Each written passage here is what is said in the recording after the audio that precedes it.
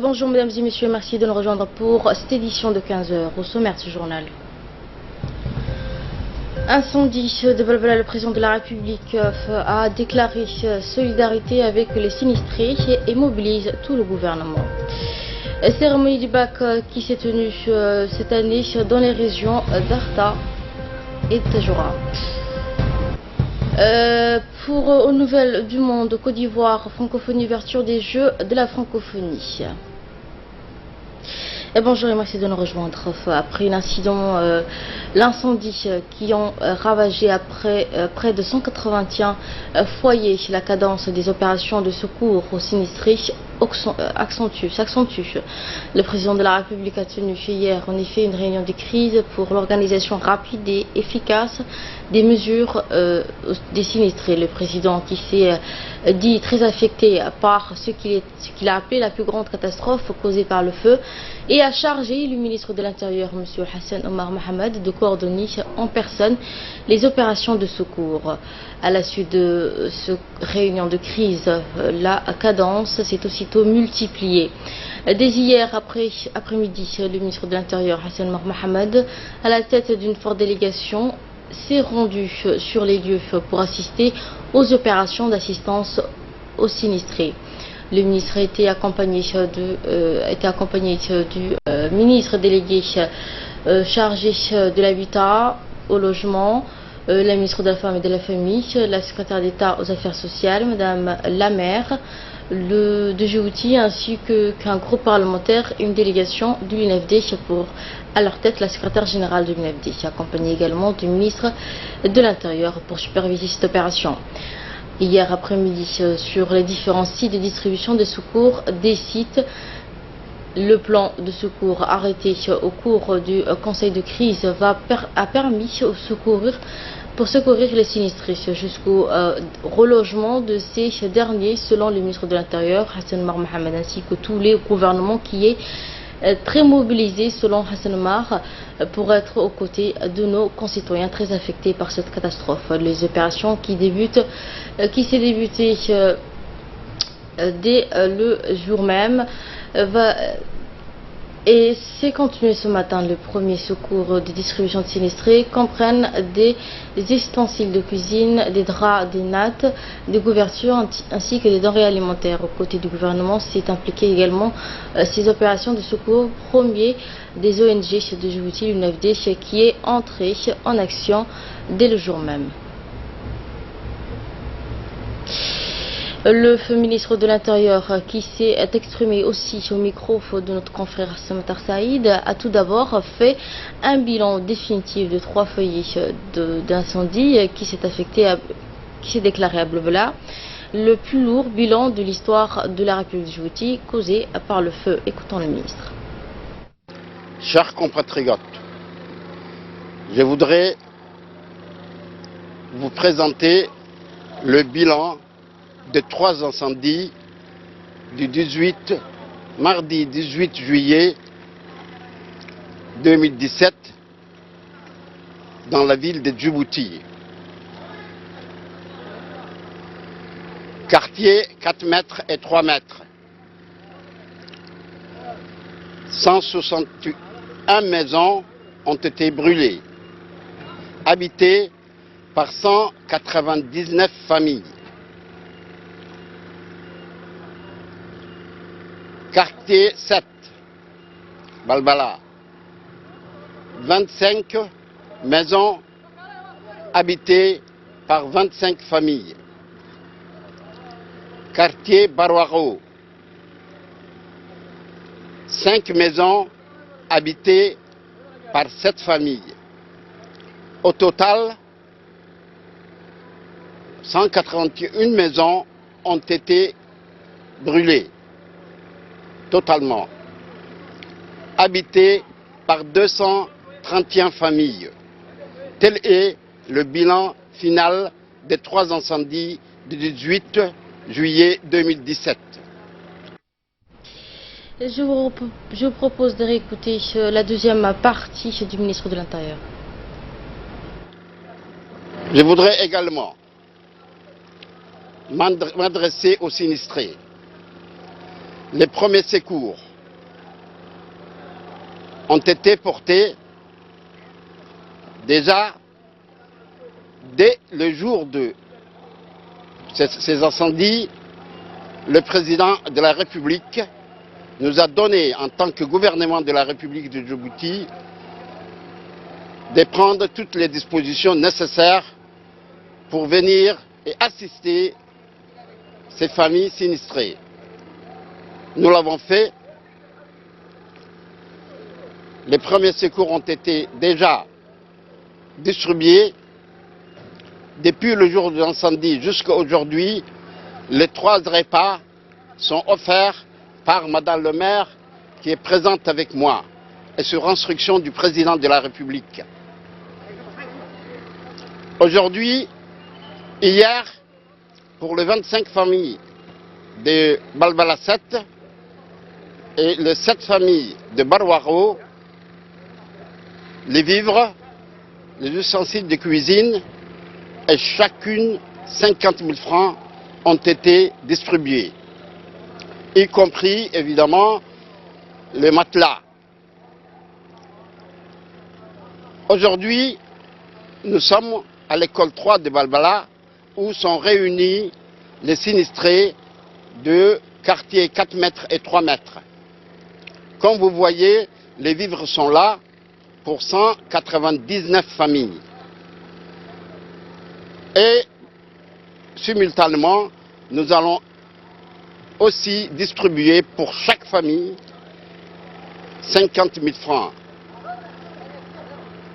Les premiers secours, et cette affaire est suivie personnellement par le président de la République, qui nous a aujourd'hui même tenu une réunion de crise et il nous a donné les instructions pour que, après le premier secours, on puisse aider les gens à reloger. Je vous assure que toutes les dispositions sont prises pour reloger ces gens-là dignement. Le gouvernement est préoccupé de cette affaire. C'est la première fois dans notre République qu'un incendie aussi important est déclaré.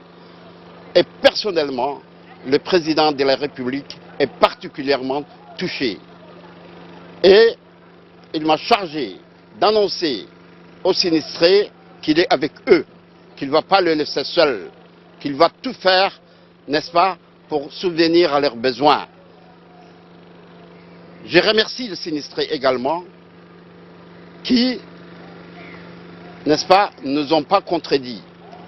Ils ont travaillé avec nous, main dans la main. Ils se sont organisés eux-mêmes aujourd'hui.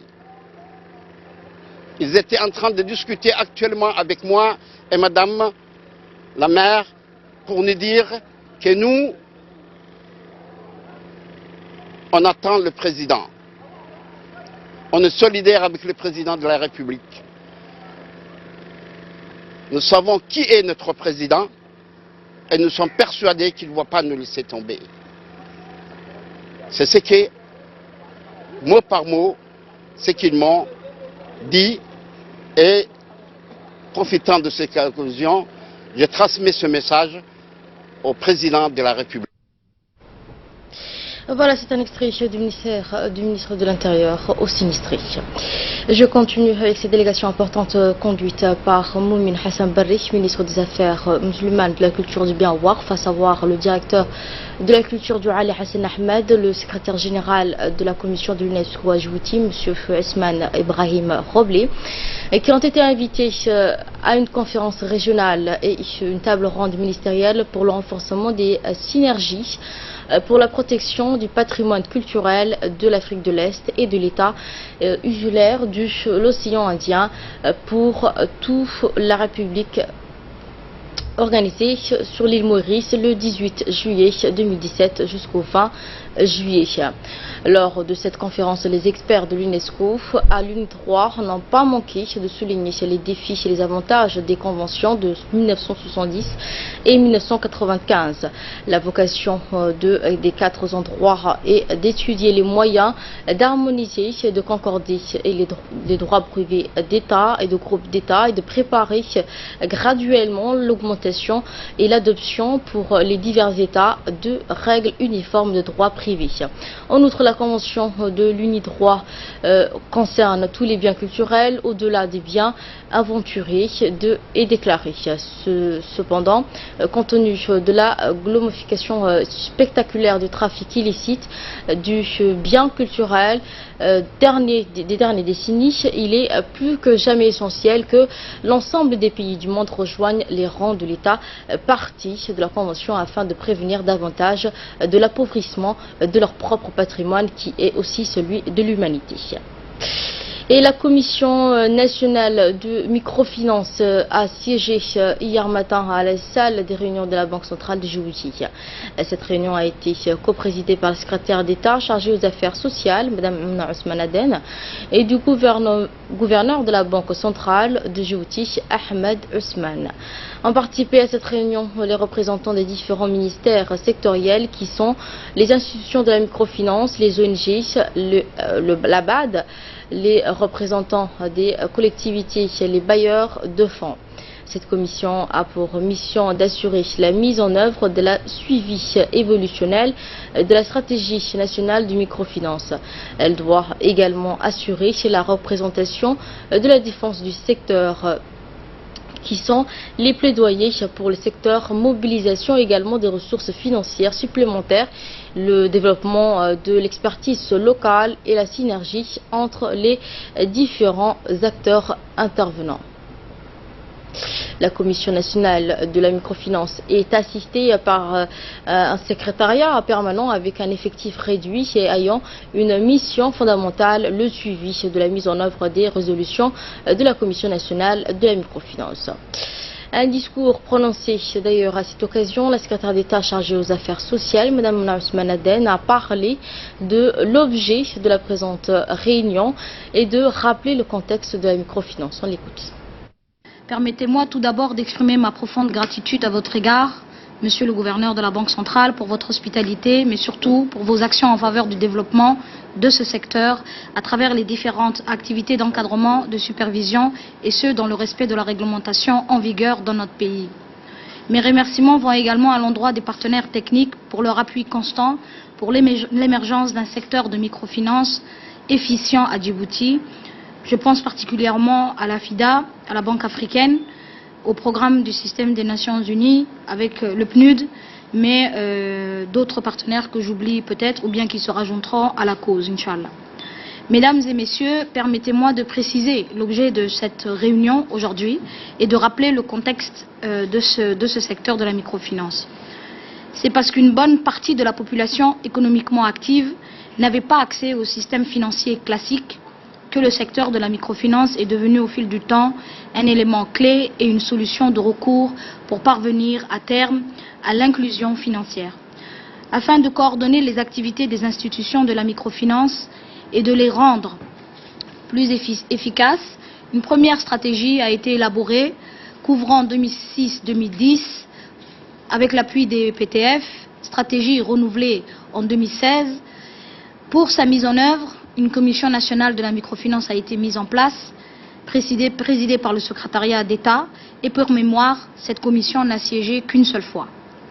Notre rencontre de ce matin nous offre non seulement l'occasion de relancer les activités de cette commission, de mettre en place un secrétariat exécutif permanent, aussi avec des sous-commissions, de présenter les réalisations dans le secteur durant la période écoulée, mais aussi et surtout de prévoir nos futures actions afin de développer et renforcer davantage le secteur de la microfinance.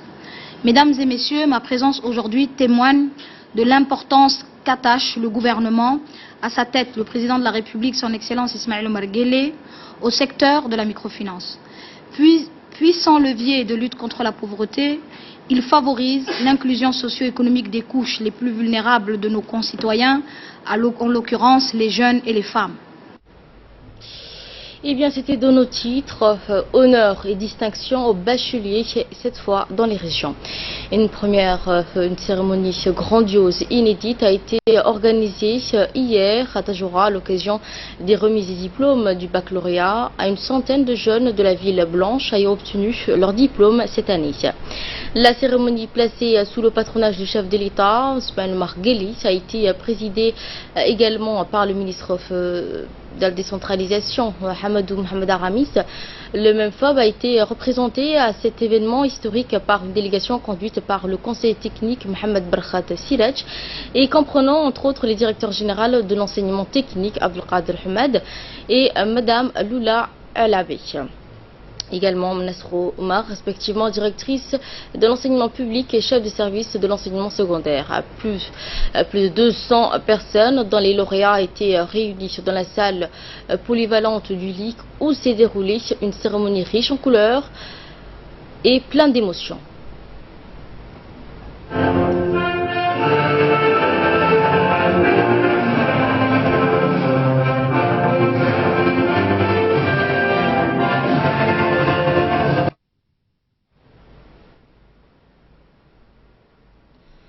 Trois députés de la région ont honoré par leur présence cette réunion exceptionnelle dédiée à la jeunesse lauréat aux côtés du ministre et les autorités régionales, dont le préfet de la région Habib Djilani et le président par intérim Idriss Ambassa de la région. Le ministre a pour sa part salué l'initiative louable de ses collègues Mustafa Mohamed Mahamoud qui s'inscrit pleinement, et a-t-il dit, dans la dynamique du décentralisation initiée et engagée par le chef de l'État. Je vous propose à présent de regarder les réactions et écouter les réactions des représentants de la région. Chers lauréates et lauréats, je vous félicite pour votre réussite, dont la joie se lit aisément sur vos visages radieux.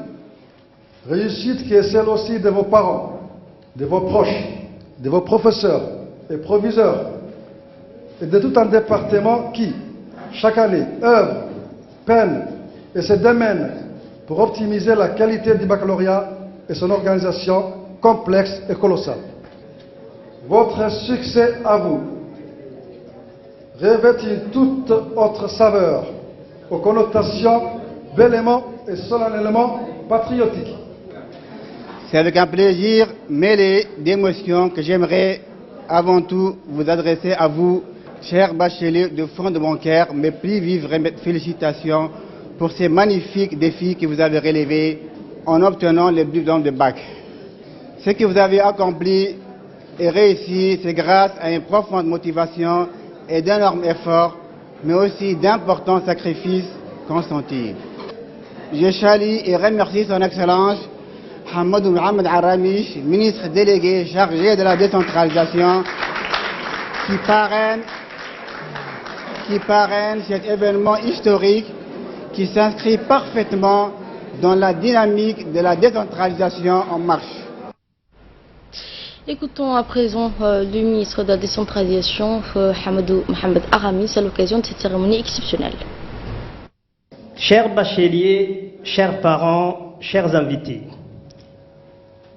si l'événement d'aujourd'hui a été rendu possible, c'est surtout, et il faut avoir l'honnêteté de les reconnaître, grâce à la politique initiée par le président de la République, son Excellence, M. Ismaël Omar Guelleh. Souvenez-vous, de son arrivée au pouvoir, c'est lui qui a lancé les États généraux de l'éducation nationale. Il s'agissait alors d'une véritable révolution culturelle et mentale, aussi bien dans le contenu, dans la pédagogie, que dans l'objectif assigné à notre éducation nationale. À l'époque, certains ont pensé que l'objectif était ambitieux et même irréalisable, car notre appareil éducatif était figé dans le temps et dans l'espace. Et ceci malgré les besoins économiques du pays en formation et malgré la pression démographique. On s'est contenté alors d'un seul lycée pour toute la République. Si la situation était encore restée figée aujourd'hui, beaucoup d'entre vous, chers bacheliers, malgré votre mérite et malgré votre persévérance, beaucoup d'entre vous n'auraient sans doute pas eu la chance d'être bacheliers et de poursuivre leurs études supérieures dans une université. L'événement d'aujourd'hui est la preuve concrète, mesdames et messieurs, que la politique de la formation initiée par l'État généraux porte ses fruits. Mais ce qui fait encore la force de cette politique, c'est qu'elle est complétée par la décentralisation. Si aujourd'hui, nous avons organisé la remise du diplôme en même temps dans la capitale et les régions, c'est aussi pour symboliser la décentralisation des savoirs et des formations. Même cérémonie, cette fois à Arta, sous le patronage du président de la République, Ismaël Marguerite, et le ministère de l'Éducation nationale et de la formation professionnelle, ont organisé la cérémonie de remise des diplômes du baccalauréat de l'année scolaire 2016-2017. Pour la première année de notre histoire, une cérémonie de remise de diplôme de bac s'est tenue dans la région de l'intérieur de notre pays, notamment à Arta. Cette cérémonie hôtelière d'Arta, en présence du haut responsable du ministère de l'Éducation et également celui de l'énergie et de ressources naturelles, ont participé à cette cérémonie.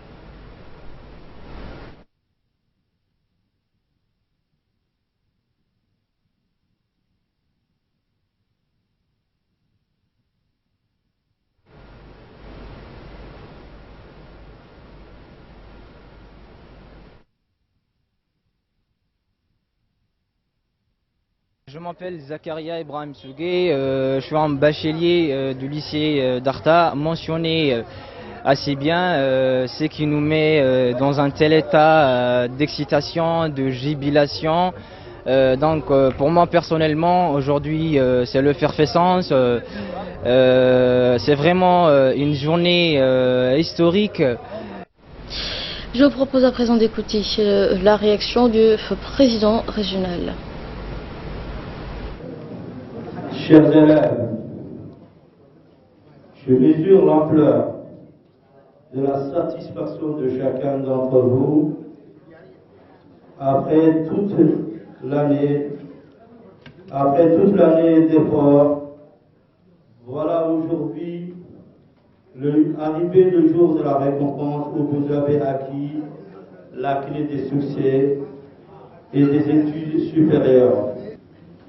Excellence, Monsieur le ministre, honorable invité, l'école chiboussienne ne cesse de réformer pour offrir à tous nos concitoyens l'équité de l'accès et la qualité des enseignants et d'apprentissage. La cérémonie qui nous réunit traduit cette politique avant-gardiste, proximité et décentralisée au profit des régions de l'intérieur. Cette vision s'inscrit dans la feuille de route du gouvernement, se matérialiser chez nous dans la région d'Arta par l'ouverture des prochains lycées d'État d'enseignement général flamboyant neuf qui va contribuer sans nul doute davantage à la réussite de nos enfants. Permettez-moi de vous souligner l'importance de cette journée auquel cette journée repose aujourd'hui. Cette journée s'inscrit dans un signal fort dans le processus de la décentralisation et s'inscrit pour la mise en œuvre du processus de la décentralisation entreprise par le gouvernement et le président de la République depuis ces dernières années. Je tiens à souligner avec l'inauguration dans un proche avenir du lycée d'Arta, je suis sûr que la région d'Arta aura suffisamment les moyens matériels et humains pour la mise en œuvre d'une bonne politique éducative de la région. La bonne exemple entreprise par le ministre de l'Éducation. Originaire de cette région, je vous propose à présent d'écouter le ministre de l'Énergie, chargé des ressources naturelles, qui a exposé son point de vue quant à la décentralisation de cette cérémonie. Pour cette année 2017, la région d'Arta est heureuse de compter en son sein les quelques 60 nouveaux bacheliers, toutes séries confondues, dont 22 se sont distingués en obtenant des mentions.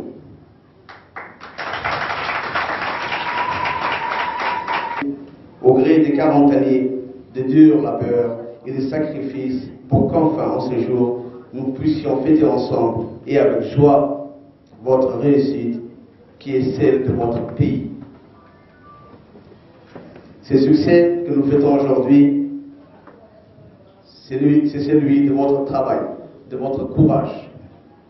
Vous avez couronné les efforts de près de 2 décennies de dur labeur par un succès qui est le vôtre, celui de vos parents, du corps enseignant, de l'éducation nationale et aussi de votre région.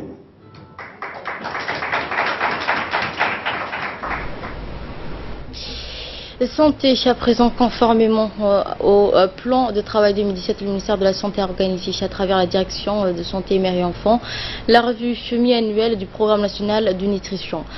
Cette rencontre présidée par le secrétaire général du ministère de la Santé, Dr Ahmed Robleh Abdili, va regrouper pendant 2 jours, 19 au 20 juillet 2017, les responsables du niveau central, les médecins-chefs, les points focaux des régions sanitaires. La revue du programme national de nutrition permettra de faire le point sur les résultats du premier semestre 2017, d'identifier les forces et les menaces ainsi que les opportunités de ce programme afin d'élaborer ou d'ajuster le plan de travail du 2e semestre 2017. Enfin, dans le but de contribuer à la réduction de la mortalité, de la morbidité et de la mortalité maternelle, néonatale et infantile, il a exhorté à chacun de redoubler d'efforts en participant activement au dépistage et à la prise en charge de la malnutrition dédiée aux enfants de 0 à 5 ans et ainsi qu'aux femmes enceintes et allaitantes. Et lors de son intervention, le secrétaire général Dr Ahmed Robleh a mis l'accent sur l'importance d'échanges et de discussions afin d'identifier le goulot d'étranglement et sur l'ensemble de situations, de problèmes identifiés. On l'écoute. Le programme national de nutrition, qui est sous la tutelle de la direction de la santé de la mère et de l'enfant, est un programme multisectoriel, transversal, très important pour le ministère de la Santé. Et pour cause, la malnutrition, comme vous le savez, est une maladie, est un fléau qui touche les enfants en bas âge, les enfants qui sont en pleine croissance, mais aussi les femmes enceintes, les femmes allaitantes, et donc les forces vives de notre nation. Et c'est une pathologie qui est très handicapante. C'est une pathologie que le ministère de la Santé souhaite vraiment éradiquer et lutter de toutes ses forces pour que vraiment cette maladie soit vaincue dans les années à venir. Notre ministre de la Santé, son Excellence Dr Jamal El-Mihoukié, met une importance capitale donc, à la gestion et à la réduction de la mortalité maternelle, mais aussi à la mortalité infanto-juvénile. Le ministère de la Santé souhaite vraiment promouvoir cette médecine de proximité, cette médecine qui s'occupe des groupes les plus vulnérables, c'est-à-dire ceux qui sont surtout dans les zones les plus éloignées. Ce sont ceux-là qui ont besoin de nos aides, ce sont ceux-là qui ont besoin d'être vraiment pris en charge. J'exhorte les médecins qui sont présents ici, les techniciens, les différents responsables des différents départements ou de différentes structures sanitaires qui sont venus ce matin à redoubler d'efforts, améliorer la prise en charge donc dédiée aux enfants de moins de 5 ans, aux femmes enceintes et aux femmes allaitantes. Et enfin, cette cérémonie de passation de commandement s'est tenue hier matin au sein du camp militaire de Limonier à Djibouti entre deux capitaines de l'américain Navy. En effet, c'est devant un parterre d'officiers américains, aussi bien que djiboutiens, français, italiens, qui ont fait le déplacement et ont également assisté à cette cérémonie de passation de commandement entre le capitaine sortant James Black et le nouveau commandant Nancy Lacour. Juste avant la passation, les deux hymnes, celui de pays hôtes djiboutiens et américains, ont retenti dans la salle de réception. Après avoir passé cette année en tant que commandant du camp Limonier, le capitaine James Black a été remplacé par la nouvelle commandante de la base américaine, capitaine Nancy, avec effet immédiat. A noter que le capitaine Lacour est une vétérante de la guerre d'Afghanistan et est aussi la première femme à prendre la tête du camp Limonier américain à Djibouti. Le camp Limonier est la seule base militaire américaine permanente en Afrique. Le campement abrite la marine américaine depuis le 17, la force combinée américaine qui prend part à la lutte contre la piraterie autour de la Corne de l'Afrique. Et pour terminer, l'orphelinat pouponnière d'Ariel a vu ce matin une petite cérémonie de réception de dons des matériels pour enfants. Ceci est un temps spécial du jeune particulier dénommé Mahad Hassan. Le jeune Mahad, jeune et entrepreneur issu de la diaspora suédoise, a remis tous ses matériels aux mains propres de la directrice de ce centre d'Ariel, Mme Ferdousa Nour. L'initiative était destinée aux enfants de la pouponnière d'Ariel et du centre de protection des enfants. Elle est louable car aider son prochain reste un principe de base dans notre culture. Ce don est essentiellement composé de matériel informatique, des médicaments et des matériels scolaires ainsi que des vêtements. Ces matériels aura une importance pour ces orphelins durant leur année. La directrice pouponnière d'Ariel, Mme Ferdousa, s'est réjouie de la réception de ce genre de matériel d'aide qui provient aussi d'un particulier. La directrice a remercié Mahad pour ses initiatives de la part de la diaspora suédoise au nom de la première dame et présidente de l'UNFD, Mme Khadra Mohamed Haïdi, en son nom personnel et au nom de tous les pouponnières d'Ariel. Elle a rappelé que c'est une première de la part d'un particulier, ceci ne sera pas le dernier. Car Mahad, lui, a promis ce genre d'aide au cours provenant de l'Europe. Rappelons que la pouponnière d'Ariel est un orphelinat qui accueille plus de 266 enfants qui ont perdu leurs parents dans des conflits ou qui sont abandonnés par ces derniers. Et de là, nous passons à l'actualité hors de nos frontières, notamment au Côte d'Ivoire. Ouverture vendredi des Jeux de la francophonie. Abidjan, capitale de la francophonie, jusqu'au 30 juillet prochain. La capitale économique ivoirienne va abriter le plus grand événement sportif et culturel de la francophonie dédié à la jeunesse. Plus de 4000 participants, artistes, athlètes venus des 4 coins du monde vont se retrouver ici au bord de la lagune à Briey dans un esprit de fête et d'échange. Au point de vue organisation, le Côte d'Ivoire peut déjà se féliciter d'avoir réussi à mettre à la disposition des participants des infrastructures de très grande qualité. Le stade de la Côte d'Ivoire et bien d'autres sites sportifs, culturels ont été totalement rénovés à cette occasion. Voilà, c'est tout pour cette édition. Merci à vous de nous avoir suivis. Restez avec nous, le focus avec Lucine Aoulet.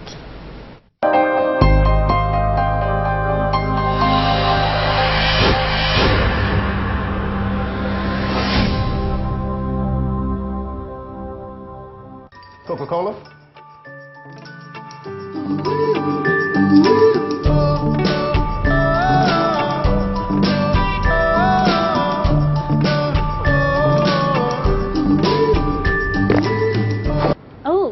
le Happy Hour. Alors, vous avez gagné un Coca-Cola gratuit. Mais il faut le boire ici. Savourer le moment.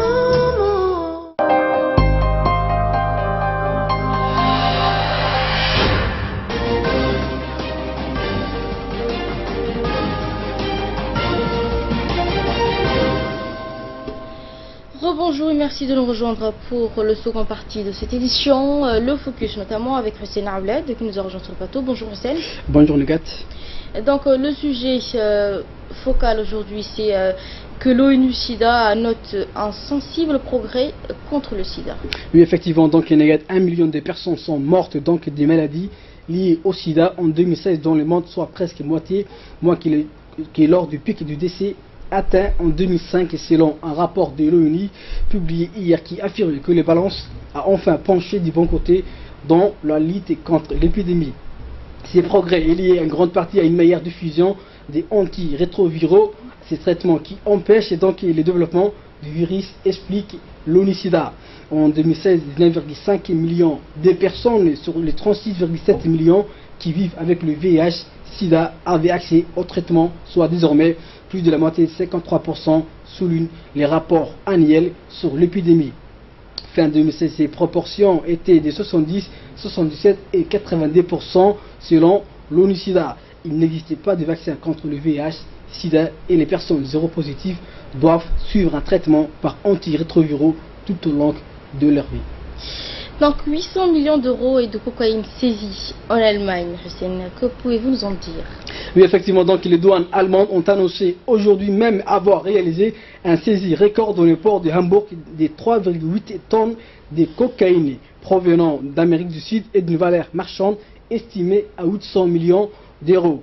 Le précédente grosse saisie ponctuelle donc des cocaïnes en Allemagne concernait des livraisons de 50 à 150 kg. Maintenant, les agents de douane font face à des commandes plus de tonnes ou plus, explique le service de douane. Il s'agit de la plus grosse saisie jamais réalisée en Allemagne. Merci Hussein pour ces analyses et merci à vous de nous avoir suivis. Très bon après-midi sur nos antennes. Le journal.